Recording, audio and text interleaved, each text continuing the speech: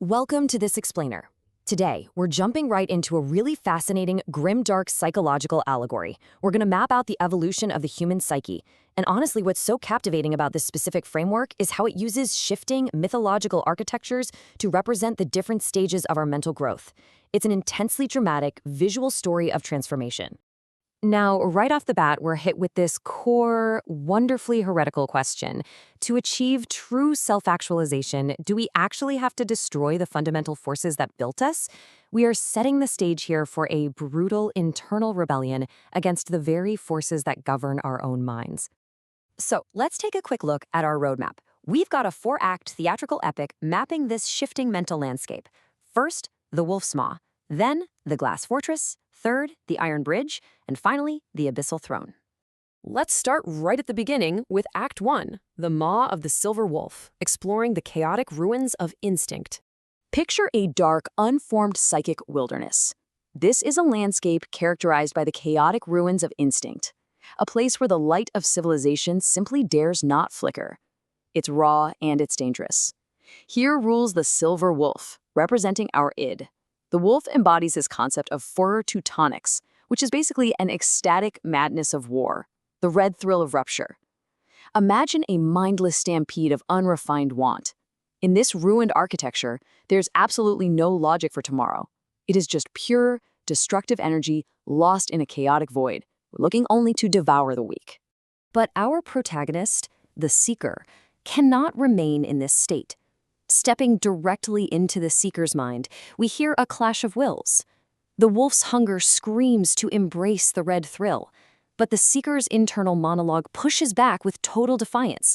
They recognize this instinctual force is the engine of life, sure, but they say, "I reject this chaotic void. I will not be consumed by a mindless stampede." They refuse to let it rule. Which brings us to Act 2, the architect's glass fortress and the sterile delusion of reason. To escape the raw fury of the wolf, the architecture of the mind undergoes its first massive shift. The landscape morphs from a dark wilderness into a fragile, highly reflective glass fortress governed by the ego. Residing here is the High Seneschal. He's a cold architect and intellectual scout. And he desperately hopes that by maintaining this civilizing bridge of sterile logic and constantly polishing his own reflection, he can actually negotiate with the vacuum at the center of his being. He genuinely thinks he can control the darkness just by gathering calculated information. However, the Seeker quickly spots the fatal flaw in this new architecture. This glass fortress, it's just a sterile delusion.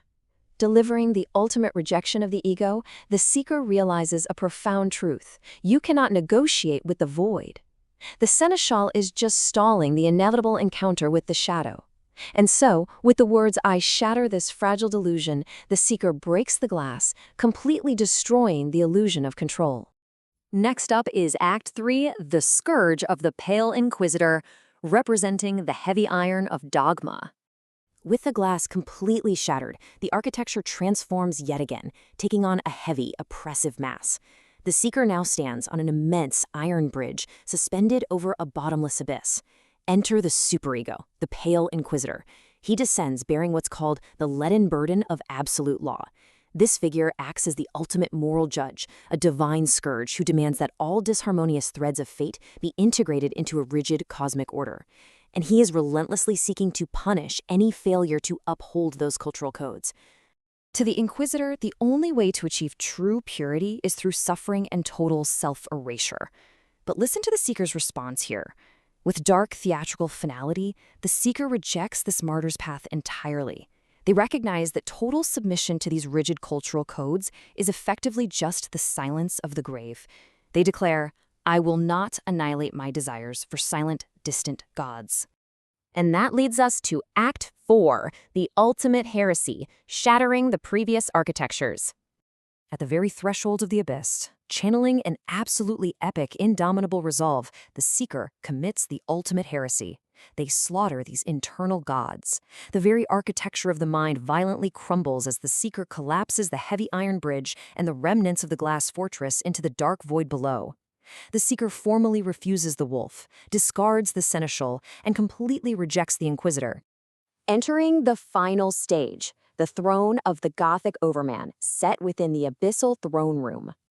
Out of that terrifying, collapsing wreckage, a final, permanent architecture rises. It's a grand, dark monument forged entirely by the Seeker's own hands.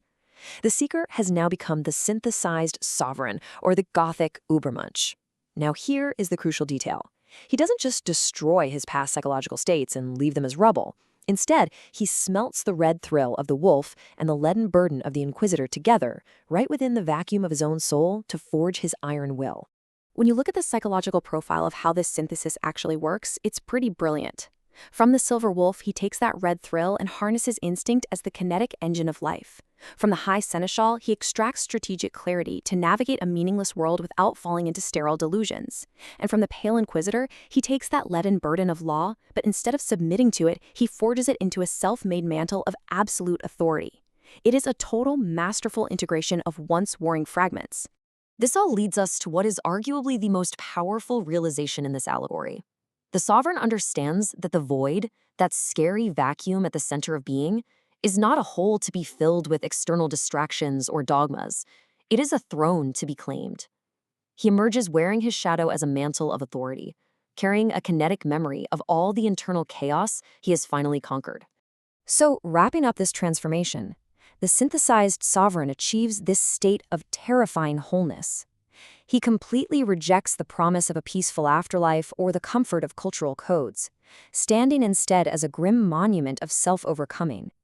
This new knight of the mind proves that the only light worth following in a dark universe is the one generated by the friction of his own indomitable will against the cold indifference of the cosmos. I want to leave you with this provocative thought as we close out today's explainer. When you look inward at the shifting architectures of your own psyche, the wilderness of your desires, the fragile glass of your logic, the heavy iron of your guilt, what are you going to choose? Will you remain a tragic martyr to those warring internal conflicts, or will you use them as raw materials to forge your own indomitable will? In the end, who will ultimately wear the crown? Think on that.